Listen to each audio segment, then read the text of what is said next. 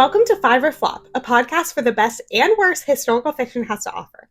I'm your host, Erin. And I'm Grace, and each week we'll be reading a different historical fiction play to see if they're a five or a flop. Our theme for season 6 is All the World's a Stage, and I'm actually a little thrown off today because we're recording on the day of our season premiere, so we're a little ahead of the curve. Welcome to season 6, and also, to be honest, I keep forgetting it's season 6, and I keep wanting to say season 5. You know, season 5 is so iconic because of our guests. But we have an iconic play today, which is The Piano Lesson by August Wilson. And I was really excited about this one. I think we actually had, when we were determining the list of plays we were going to do, we just had a category that said August Wilson, and we hadn't picked one. Yes, and then we ended up on this one. You'll hear a little bit later as to why, because it's very iconic. But genuinely, when I was looking at the list earlier of all of our episodes planned for this season, which you guys could see if you see our Storygraph reading challenge, exactly. I was like, wow, we have a lot of heavy hitters early in the season. Like, we have August Wilson, we have Shakespeare. Mm-hmm. But to be frank, it's because this is kind of a heavy hitter season. We have a lot of good stuff coming later. It's not often we have a heavy hitter season. No, a lot of times we have a bunch of losers. I think only season 2 was heavy hitters. Just kidding. We love all our authors. But I do think what's nice about this one is that, at least from my foreknowledge of August Wilson, which I'll get into later, this was not his most popular work. I think it was still popular, but from my knowledge, knowledge, I would say Fences. I also think Fences. I do think, though, this has the best argument other than Fences, and if it isn't number 1, this is certainly number 2 for reasons we'll get into. Yes.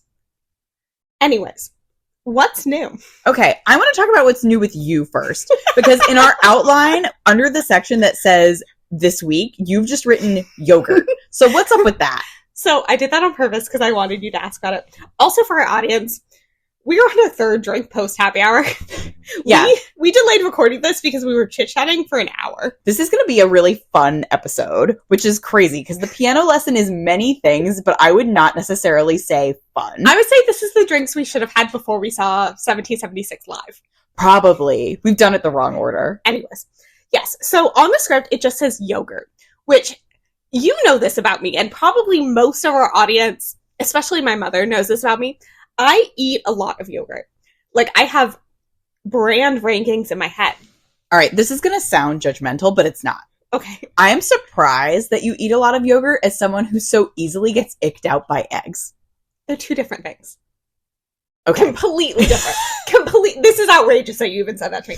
Anyways, so something you may not have known is that Santiago and I moved in together, oh my God, almost 2.5 years ago at this point.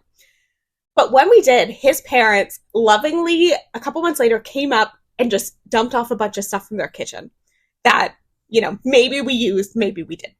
And one thing that's been sitting in our cabinet for a long time was a yogurt maker. And so we spend a lot of money on yogurt a week, probably over $20 on yogurt a week, which is kind of a lot. So I said, we're clearly in a recession, so we need to try making our own yogurt. So we did this week. And may I just say, even though my mother texted me and said, well, I hope it's edible, we made the most delicious Greek yogurt. How do you make yogurt? It's an incredibly long process because you have to heat up the milk, and then it takes so many hours to cool off. And then you mix it with the yogurt. It's kind of like, how when you're making bread, you have to do, the powdered yeast? Yeah. You do, powdered yogurt. Okay. Bacteria, whatever. And then you mix it, and then it goes in an incubator for 10 to 12 hours. So the incubator was what his parents got us. Okay. Or had already been given to us. Okay. And then the rest of it, you just heat up the milk in a normal pan. Yeah, and it takes a long time to get back to room temperature. Okay. I think you only have to, I think they assume people who are making yogurt are using raw milk. So I don't know if you have to heat it up, but I did. Okay. So then it has to chill in the fridge for another 6 to 8 hours. Okay. And then for it to be Greek yogurt, you have to strain it for another, 2 to 6 hours. So it's a very long process, but it's very hands-off. It's not very active. Yeah, it's waiting. Now, I don't know how you feel about plain Greek yogurt. You are invited to try some at the end of this episode. I would love to. I like plain Greek yogurt. I don't always eat it plain. I normally drizzle a little honey on it. Yeah, we do honey. I use yogurt most in my smoothies. We use honey. We use fruit. But this is very tart. It's very good.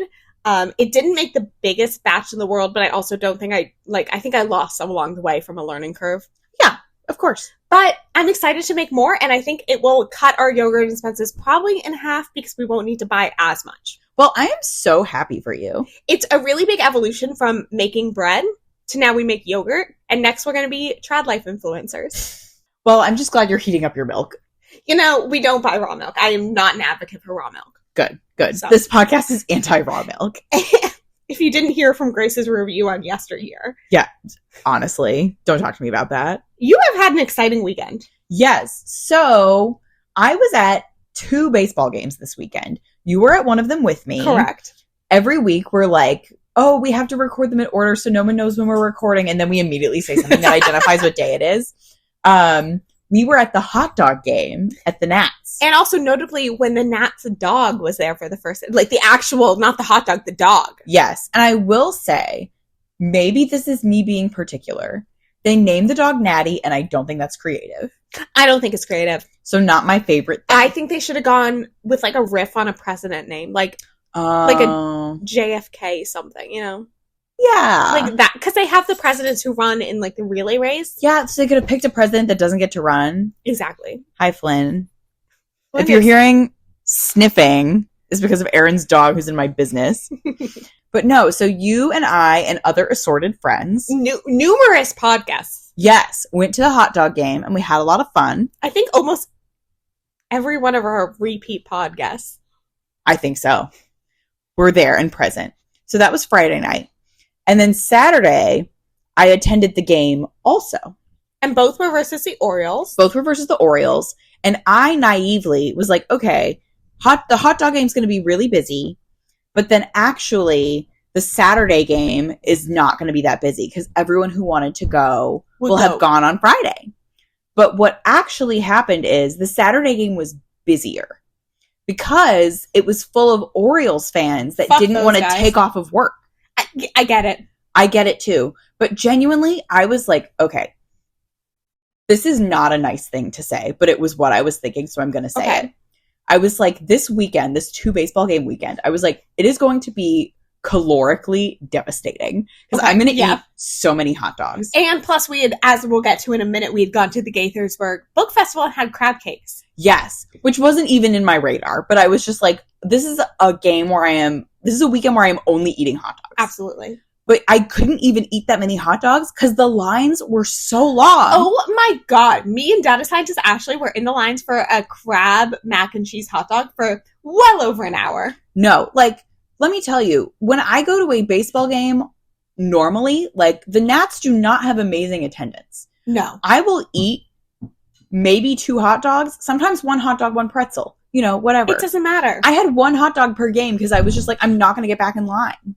It was awful. And I've seen a lot on Twitter of like how they should have optimized their hot dogs because they sold, like they had a hot dog counter for the hot dog game and they sold like 29,000 something? Something like that. But they could have sold way more. They could have sold more. They could have, you know how they have like the beer buckets where you go up to the individual vendors? They could have been having that with the hot dogs. No, the guy should just be walking the stands with buckets full of foil wrapped hot dogs. People would eat them without condiments. Yeah. And even then you could go to the condiment bar separately. Yeah. So it was a fantastic weekend. The Nats won both the games I was present for, which was great. One of them 13-3, which is crazy. And the one we went to was like a nail biter at the very end. Yes. But, you know, I would have liked more hot dogs, but I had a great time because I love going to a baseball game. So I love a baseball game as well, which is kind of a new, I feel like baseball, like, I know it's a great American pastime. It's also kind of made a comeback though. It has. Well, first of all, I have always loved a baseball game as long as you've known me. So that's not a new thing for me. However, this year is different because my boyfriend has really gotten into it. So I know like the names of the players and what they're good at. So I feel really smart when I'm there. Well, that's what Santiago and I have always said about you, is that we like going to baseball games with you because you kind of tell us what's going on. Well, also regardless, like I think baseball of all of the sports is the best live experience because a ticket is kind of cheap. And the game is so long that you can kind of be casual about it, you know? Like when you're in line for an hour for your crab mac and cheese hot dog and you miss an inning and a half, it's kind of not a big deal because there's just more to come. Except that was the ending with the home run. Well, you want to see the home run. But ideally, if there's a good baseball team, there should be more than one of those. No, but for the same reason, I was going to say it's kind of the most, or kind of the, in some senses, the only accessible sport left. Because it's like most places have either major league or minor league. It's compared to football and even soccer, so inexpensive. Hockey, not everyone has. Like, it's kind of the only one where you can go and be a casual fan and not have to shill out like hundreds of dollars. Exactly. In DC, you can go and see the Wizards because the Wizards are really bad, so the tickets are cheap. But I would so much rather be sitting outside at the ballpark and eating like peanuts or whatever. And just like, it feels like the great American pastime when you're at the ballpark. Especially when you're in DC. I remember, okay, this is the last thing we have to say on baseball. No, we have to talk about the piano lesson. But it was my junior year of 2019, right before COVID, my junior year of college when the Nats won the World Series. Yes. But I was trying to go to bed because I had an exam the next day. So everyone, I literally heard a swell of cheers from outside my dorm room. And I like knew what, like, I didn't follow baseball, but like I knew. And I'm like, can you shut up? I have an exam tomorrow. That's probably how everyone felt about me on Saturday because the second Nats game was the same day as the Preakness. Mm-hmm. And all of a sudden I remembered and I was like, guys, stop. I have to see what horse won the Preakness. You didn't get the CNN alert on your phone like I did? I can't let the horses think I forgot about them. Okay, what are you reading? We're moving on. Well, speaking of what else we did Saturday, I'm not currently reading... Well, I don't want to talk about the selection again, so I'm not going to talk about the selection.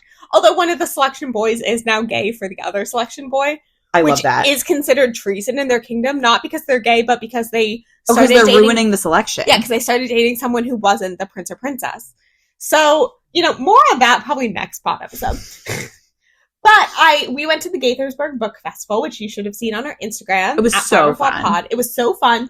And I have a couple new books to add to my TBR, which 2 I want to call out if I'm going to remember the names correctly. One is from my former GW professor, Jung Yoon, and it's the name of her most recent book is All the World Can Hold, I believe, which is based loosely on her own experiences, having been on a cruise that departed September 12th, 2001, and being just like cut off from current events.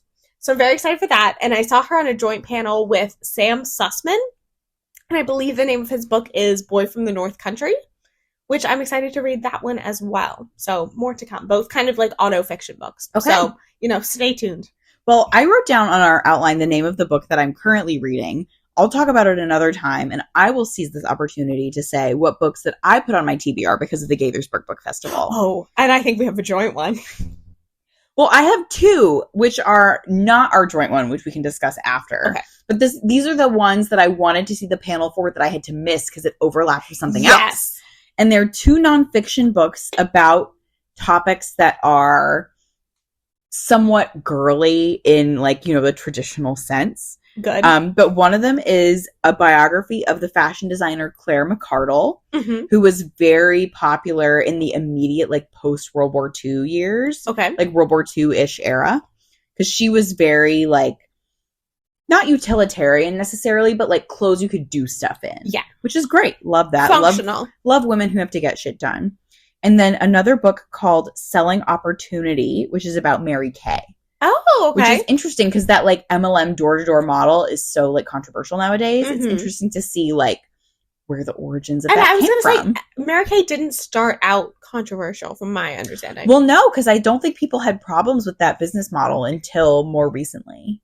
Because it's been turned into a profit model more recently. Yeah. Should we talk about the one that's our joint book? Let's. So we went to a panel.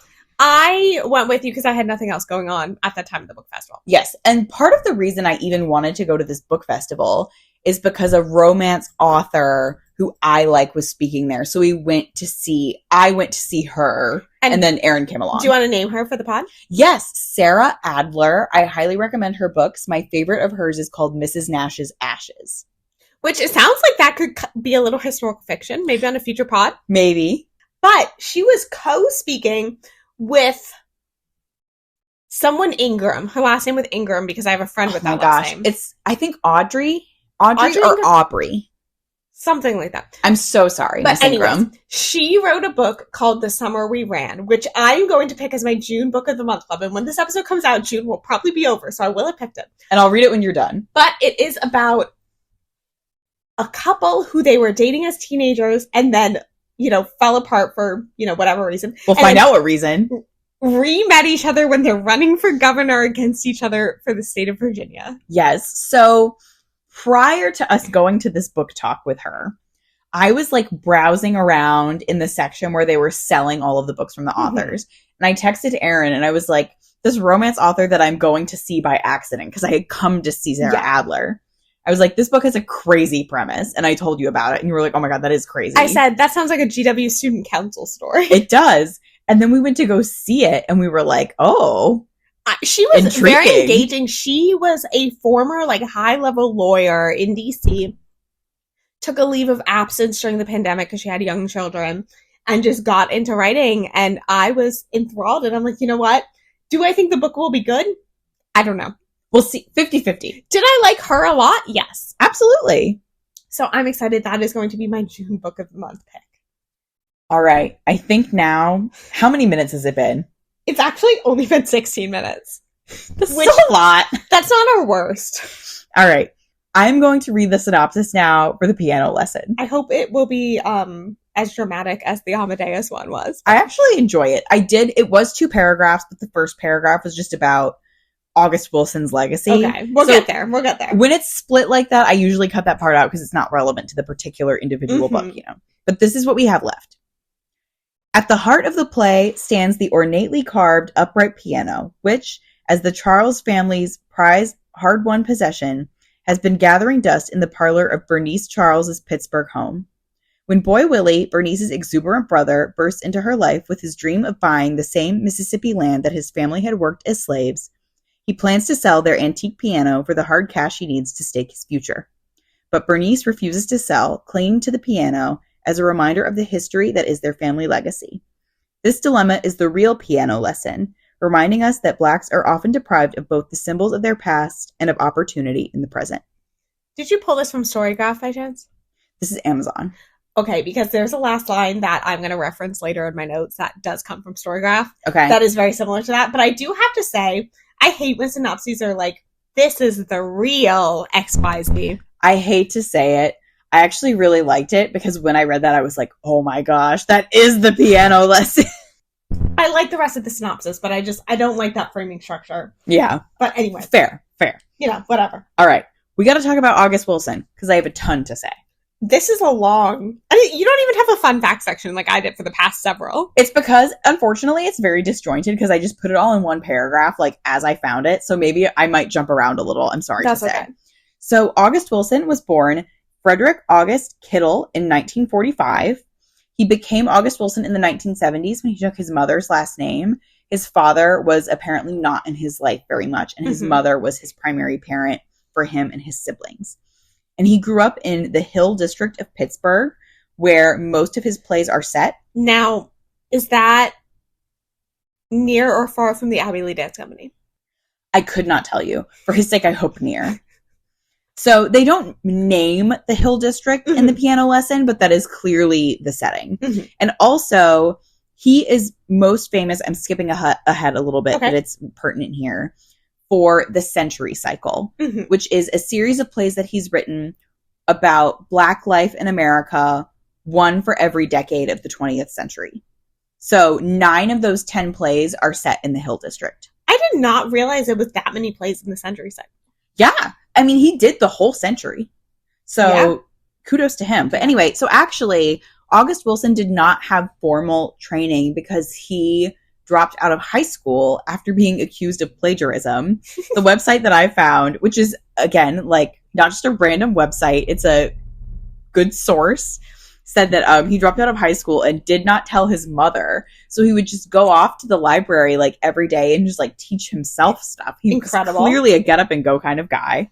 And he was, first and foremost in his writing, he was a poet. Yes. So he had a job at a Black theater company in Pittsburgh, and he kind of fell into directing plays from there, and then he fell into writing them. Like, he turned his poetry into some plays, and then kind of the August Wilson that we know was born.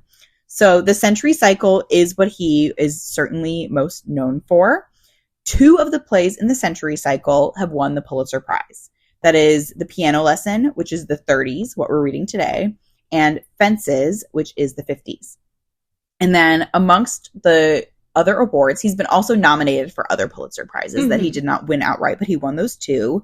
He has been nominated for 9 Tonys for Best Play. Wow. He won 1 for Fences.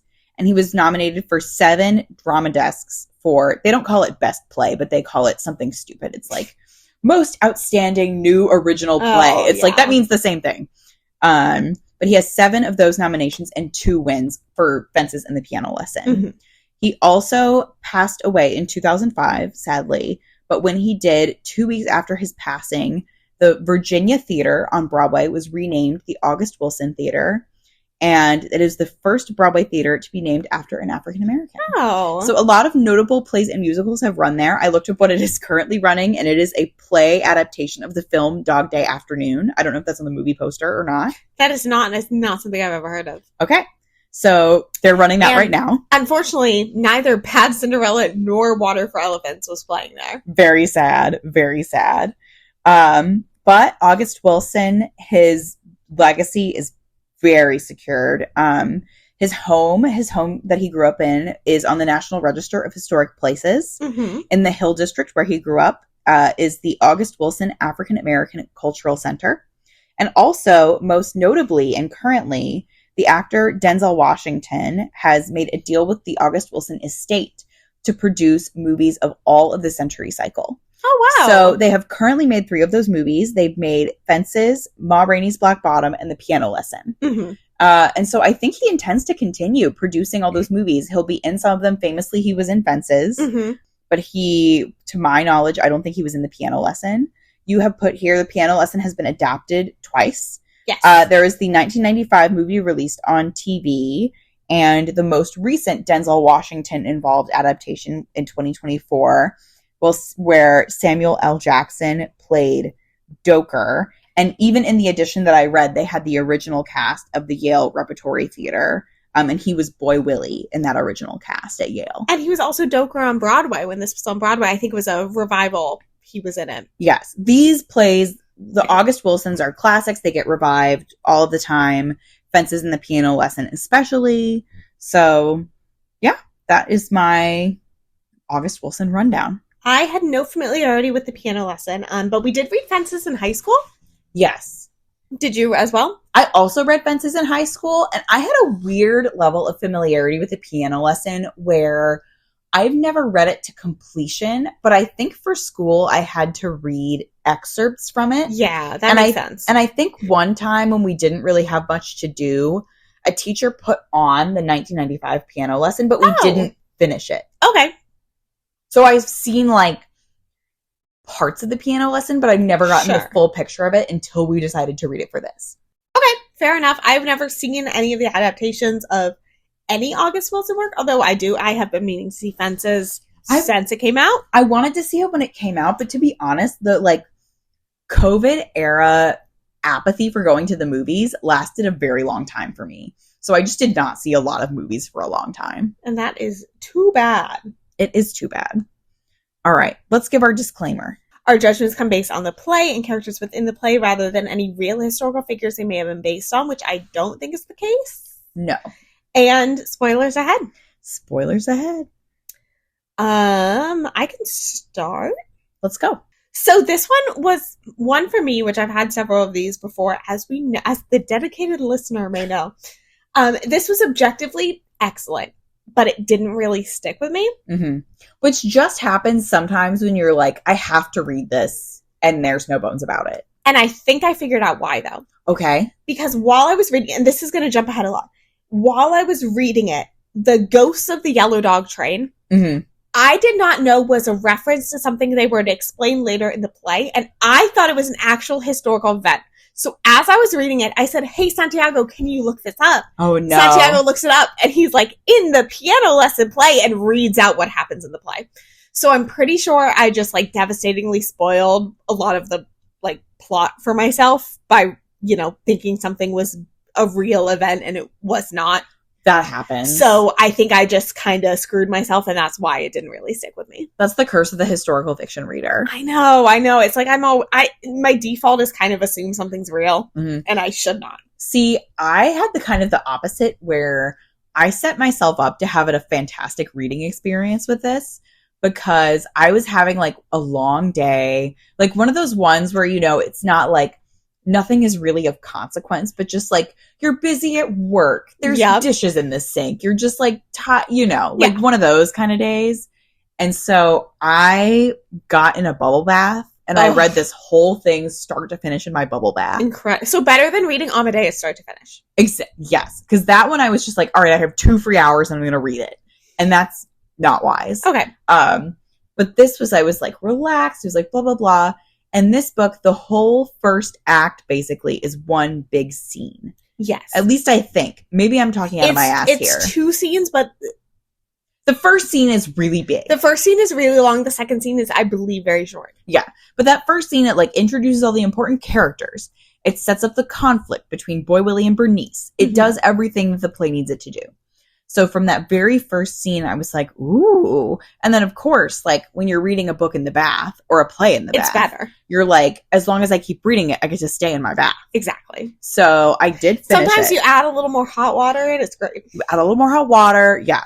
So I wrote down, I was like, I went back to look and be like, oh, what kind of notes did I take? And I didn't take any. Like normally I write things down like as I go, especially in a book where like instead of a play it takes longer to read, you know? I didn't write down a single damn thing. So I was like, well, shoot, I just got to think of some stuff that, you know, because I was just flipping through the pages being like, ooh, it was so good. I never take notes consistently for the pod. You may think by this point we have a formula. We do not. Sometimes I take notes on what I think, like themes and symbolism. Sometimes it's just like plot reminders to myself. I don't know why I did plot reminders because this was a very short play to read through, but I did it like that. So I didn't have a lot of notes to work off. See, I don't know if this happens to you. Sometimes I'll be reading a book that is not for the pod. And I'll be like, I need to write that down. I do that too. I do that whenever I read a Dear America. Yes. And then I'm like, wait a minute. I don't need to write that down. And it makes it even better. No one is going to ask me. And then my star rating goes up 0.25 every time. Anyways, something that did really stick out that I didn't forget, but I remembered or revived while reading those, you know, plot notes. Loved the individual characters. They had such individual personalities the entire time. They were all so distinct in a lovely way. And there were a number of characters for the length. Yes. But they were also, like, Boy Willie was so different than Doker, was so different than Bernice, was so different than Bernice's daughter. Like, I really enjoyed it. Yes. And even, like, I wrote this down. This might be the first pod read with a character with the same name as us. But there was even a side character named Grace who was, like, hooking up with Boy Willie and Lyman, and she was like so different than everyone, like so thoroughly fleshed out, and I really enjoyed that. Yes, even her, like she was a character that in another work I might call like a throwaway, just because her screen time was time, you know, was minimal. But she felt like a fully formed character. Yes. It was just like, oh, we're only seeing her at like this brief snapshot of her life, whereas Bernice, this is like a crucial moment for her. It felt very well-rounded in that way. Absolutely. Like, we didn't see very much of Bernice's daughter. Like, I don't know if she really even has lines. She's like a couple. Yeah, she's just kind of on stage like a little bit, but she runs off. But you understand why August Wilson gave Bernice a daughter. Yeah. So the characters are totally, you're right, like so different, so well fleshed out. Like, Boy Willie has so many qualities that could make you think negatively of him and not like him, but you understand him. Yeah. So you don't want to see him be beat down or lose, even though you might not be on his side against Bernice. Maybe you are, maybe you aren't. But and should we talk a little bit about like what those sides are? Yes, we should. Okay, so the primary conflict, and I think it got at this in the synopsis, is that Bernice has this piano that's kind of been, and you got into it a bit in the play of how they came into possession of the piano throughout their family, how some of their ancestors who were slaves like carved the piano, and they fought to get that ownership back. Mm-hmm. Boy Willie wants to sell it so that he can purchase the land that their family used to work when they were enslaved. Because and crucially, that Boy Willie still works as a sharecropper. Yes. Still works as a sharecropper, finds out that ancestor of their slave owners, and I say ancestor, but it's like not far off. It's like a generation or two off. It's very, Yes. I mean, this is set in the 1930s, so it's like maybe a generation or two. He's like the son or the grandson. And he's the last owner of that land. He dies. That is Sutter. So then Boy Welly's like, well, let me sell this piano and I'll buy the land. And Bernice is like, no, you will not. And it's this dichotomy, not dichotomy, that's the wrong word. The like issue is that they both own equal shares of the piano. Yes. It's in Bernice's house, but they are the two siblings. Like, they each own the piano equally. Mm-hmm. And I think that just sets up for such an interesting conflict because as a reader, as I'm sure someone watching the play, I see both sides of it. Mm-hmm. And it's interesting because I'll say this now. I put it in historical accuracy because I felt like I didn't really have a good place for it, but it should go here. The theme and the foundational question that August Wilson came up with while he was writing this play was, can you acquire a sense of self-worth by denying your past? Which is very interesting. And you can see how Bernice and Boy Willie are kind of on both sides of that coin. Like, they're both looking back and looking forward. Mm-hmm. And it's very interesting. I think that's one of the central questions of symbolism in this. And it kind of hints at this in the synopsis, but just to elaborate a little more.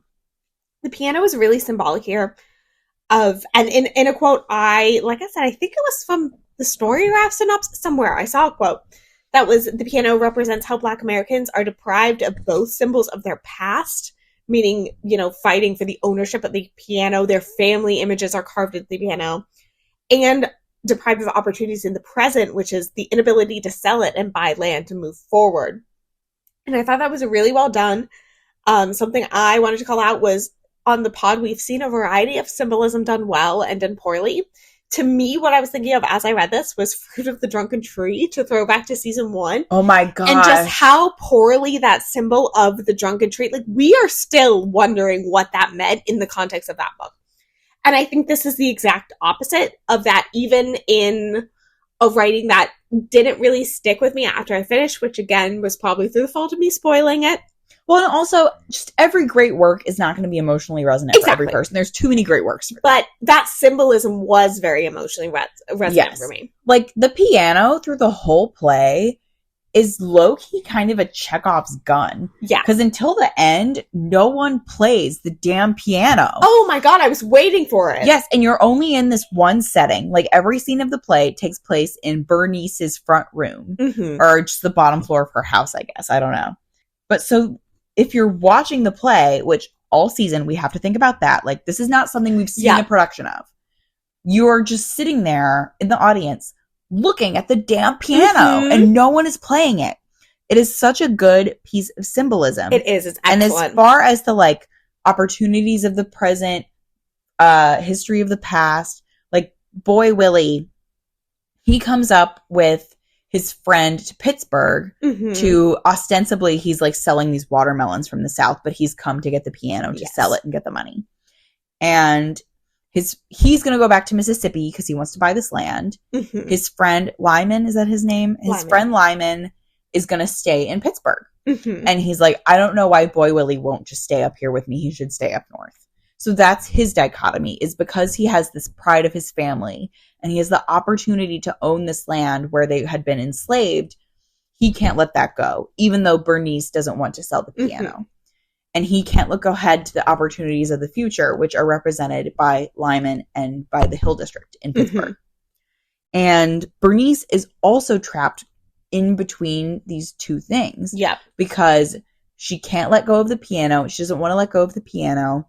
And she doesn't want to let go of her husband, who has died, even though it's been a few years. And there's another man who she acknowledges is a good man who wants to marry her. And notably died because of, I forget the specifics, but because of his involvement with Boy Willie. Yes, they were skimming off the top when they were loading wood from Sutter's land. And Sutter is the man whose land Boy Willie is trying to buy. Yes. Who dies at the start of this play. Who dies, or who is dead at the start of this play. Yeah. He doesn't appear as a character, kind of. We'll get into that. Mm-hmm. But, so they both are kind of trapped in this limbo, Bernice and Boy Willie. And they form the emotional center of this play in a way that is really satisfying. Like, there are all of these side characters that are kind of trying to either pull them one way or another or get sucked into this conflict, like Doker, who is their uncle who lives with Bernice, like Lyman, like the pastor who wants to marry Bernice, all these side characters. But that push and pull of that family is the center of the piano listen. This is a complete side note about Bernice, but when the pastor, and I believe the pastor's name is Avery, when he's trying to marry her, he's trying to get engaged.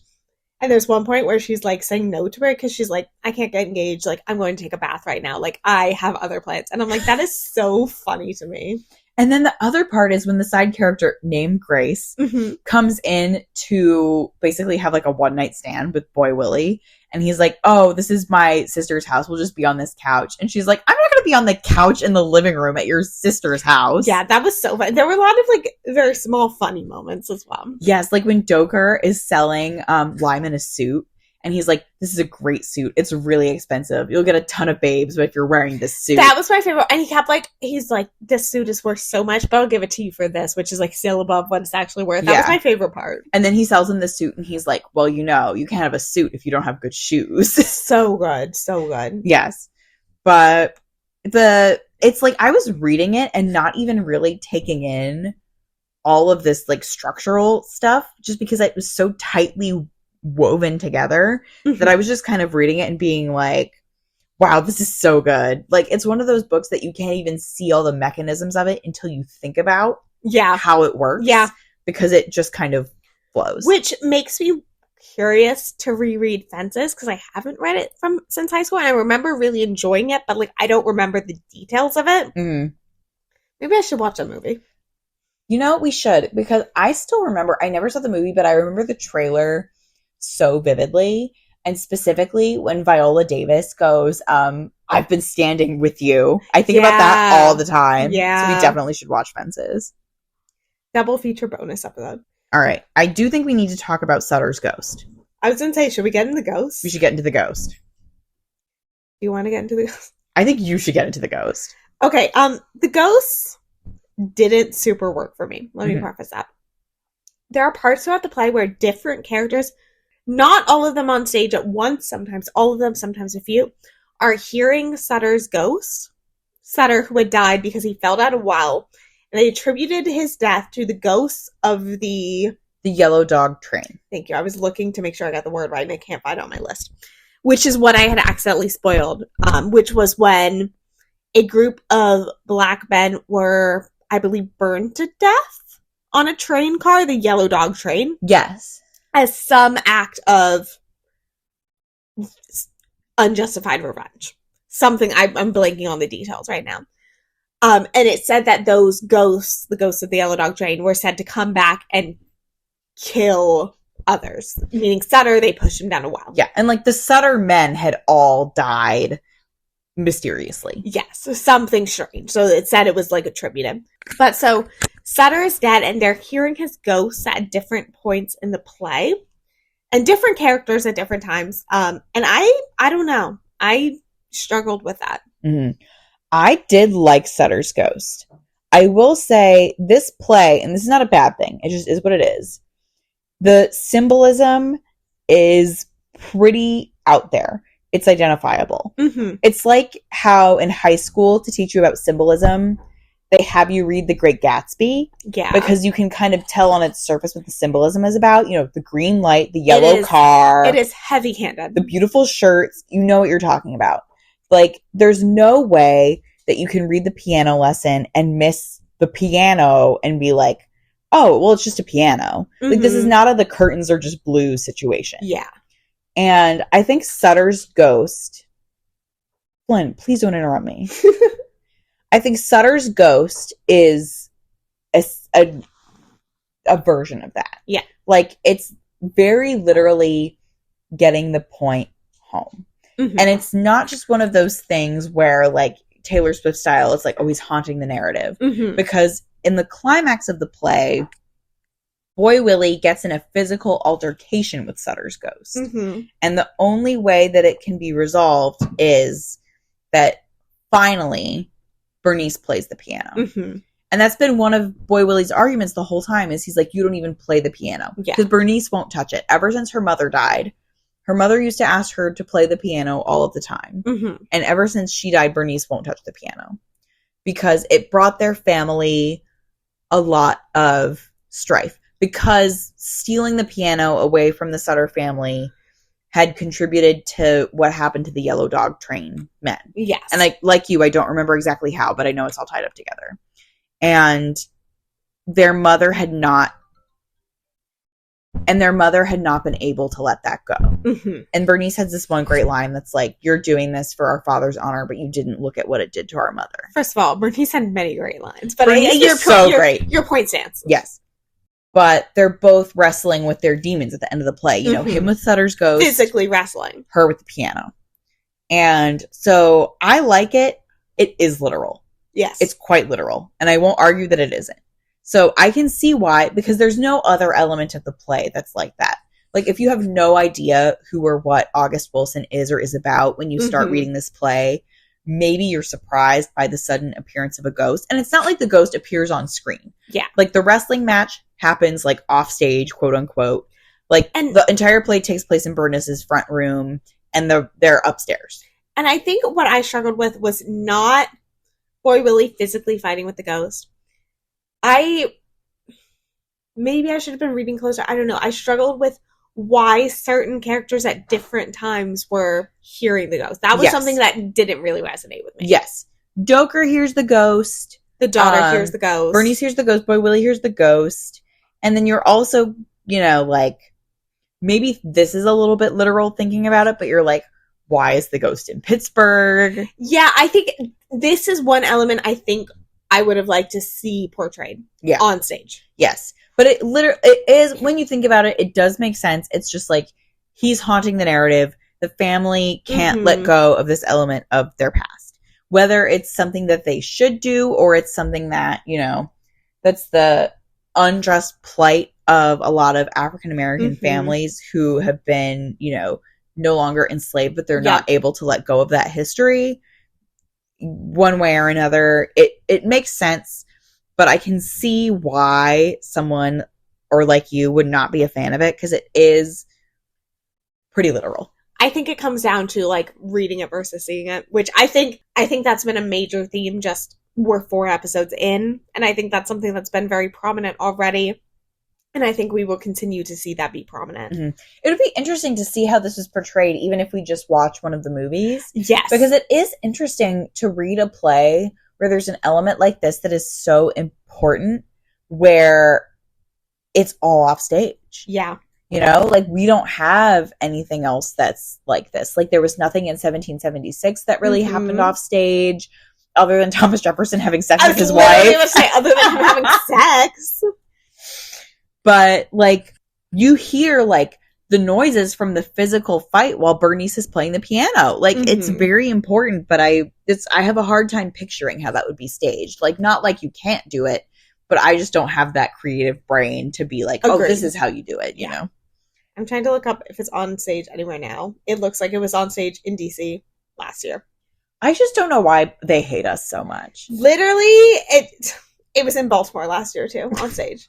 We are set up for failure. We could have gone to Baltimore. We could have gotten crab legs.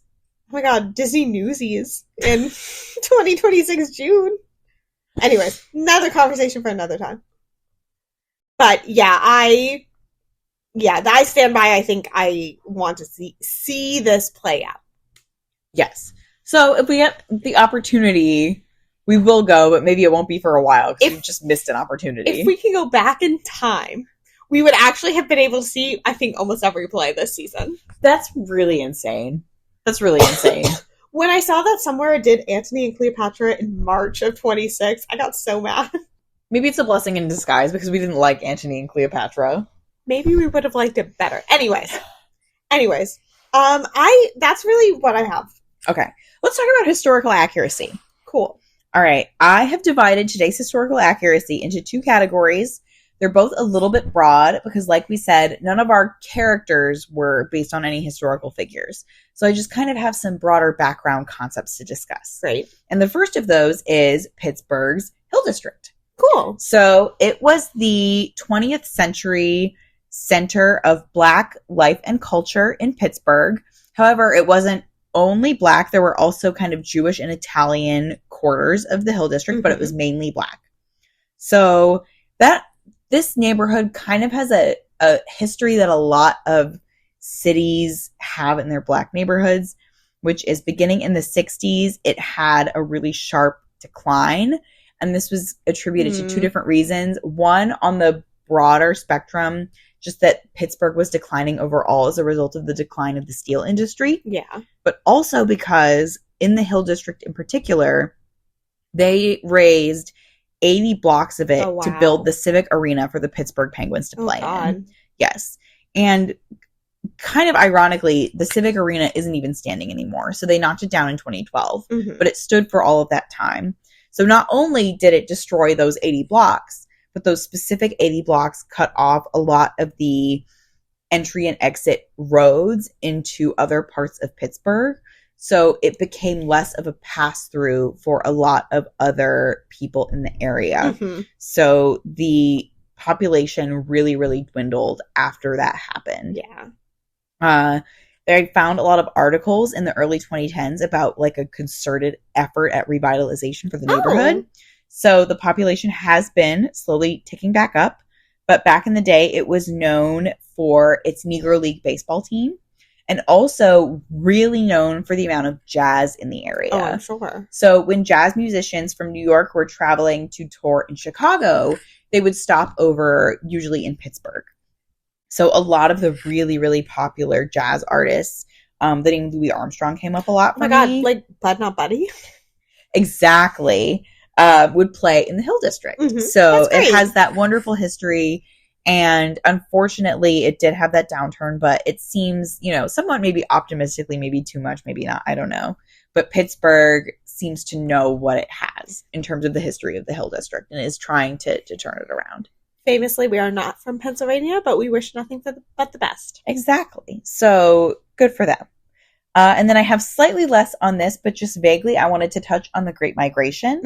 It is not a huge theme in the book, but obviously it's kind of as an unspoken, not elephant in the room, but it's part of the background. Bernice has come to Pittsburgh from Mississippi. Lyman is coming to Pittsburgh from Mississippi. He wants to convince Boy Willie to come with him, although he is not successful in doing so. But I wanted to talk about it kind of from the Pittsburgh perspective and from the Mississippi perspective. So I found that often before, or as part of the Great Migration, before the move from the South to the North, there would be often preceding it internal moves within the South. And by that, I mean maybe someone who had lived rurally would move to a more urban area. Maybe someone who had been a farmer or a sharecropper would get some other kind of more traditional job. And by traditional, I mean, less rural. You know what I mean? Almost like Boy Willie. Yeah, kind of in a stepping stone manner would try and change their position within the South before leaving the South completely. So in this book, obviously, as others did do, Bernice leaves Mississippi and goes to Chicago, or Bernice leaves Mississippi and goes to Pittsburgh. But actually, the most popular destination from Mississippi was Chicago. And part of that was because one of the reasons that Black people were drawn north was because of Black newspapers that were circulated nationally. So a really popular one in Mississippi was the Chicago Defender, which advertised jobs that were up north and also just gave an idea of general Chicago life to Southerners. Pittsburgh had its own Black newspaper that was the Pittsburgh Courier. So slightly less popular in Mississippi, but still popular. And obviously back then you can imagine newspapers had a way higher circulation than they do now. I also imagine it's a proximity thing to Chicago and Mississippi. Yeah, you can take the train, it's a little easier. Yeah.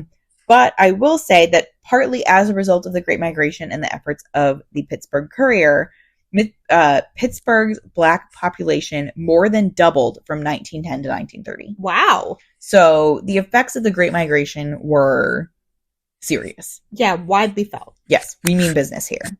So again, that's just kind of a very general overview, but that's part of the background of this play that plants it in the 30s. I have one thing to say. Actually, I have many things to say about the Great Migration, but I have one thing that's like more relevant. Uh-huh.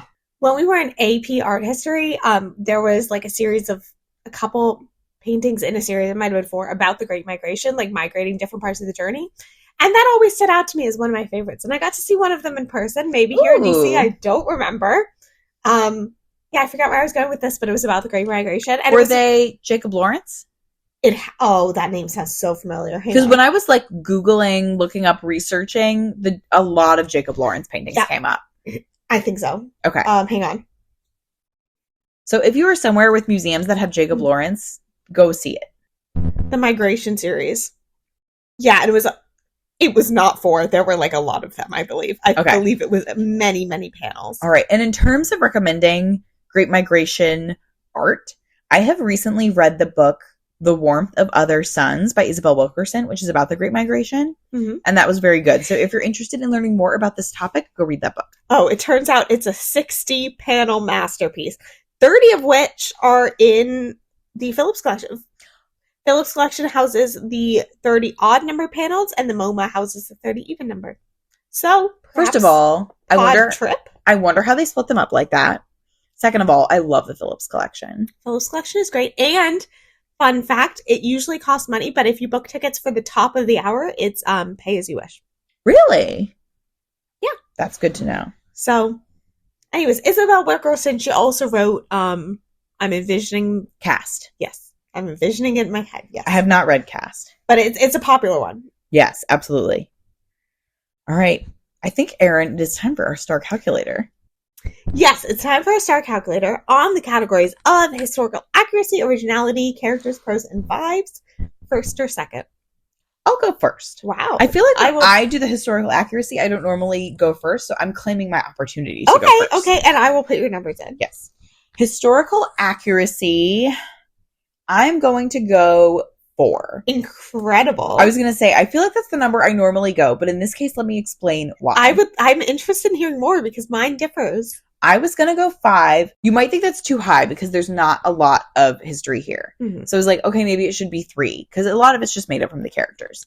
However, contextually, bringing in the rest of the century cycle, I think it's a lot of work to differentiate each decade. Okay. So I've decided he gets credit for that, even though we're only reading this one individual play. Okay. That could be backward logic, but it's the logic that I'm applying. That's a very globalized worldview. So, August, congratulations. You're getting a 4. Originality, I'm going 5. Just the centering of this family saga around this piano is just like, I don't know anything else that's like this. So, I'm going 5. Characters, 5. The rest of them are all 5s. Jesus. Prose and vibes are 5s. So, I don't know what that averages out to. I will get that to you in 1 second. 4.8. 4.8. And I gave this a 5 on Storygraph. So for me, this is a true 5. Is this your first 5 of the season? I don't know. I genuinely don't know. I think it is because your other highest was 1776 at 4.2. First 5 of the season for Grace. Incredible. All right. Historical accuracy, literally for the exact reason you said, I'm going 3. I agree with you, but from my standpoint, we're not reading the rest of the century cycle. No, you're correct. We're not, objectively. And I just don't think, there's not enough here. Yeah, there's not that much history.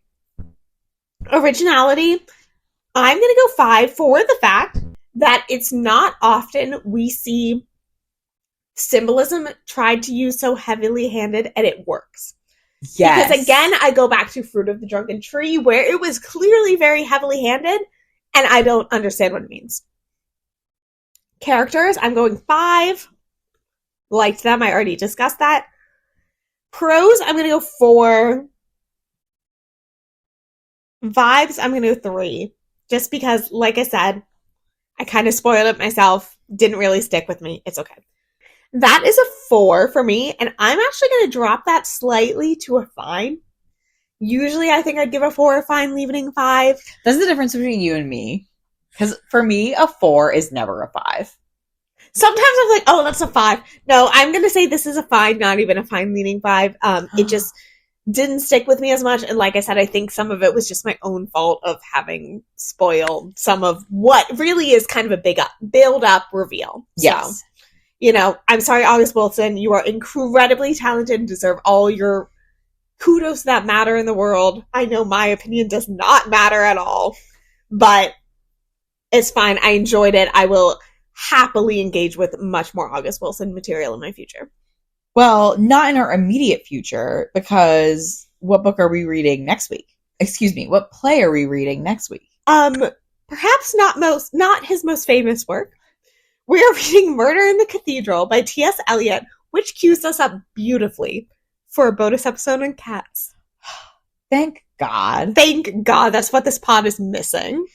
But until then, you should be following us on all of our social media, Instagram, Twitter, at @fiverflop_pod. And following along with our Storygraph reading challenge for season 6, where if you, like me, have forgotten what Murder in the Cathedral is even about, you can go check that out. If you have anything that you think that we should be reading other than Murder in the Cathedral, or if you want to let us know your favorite play of the century cycle, you can drop that in the recommendation form in the bio of any of our social medias, or send us an email at fiverfloppodcast@gmail.com. Or if you want to let us know who your favorite cat from the musical Cats is, also open to that. But in the meantime, happy reading! Bye!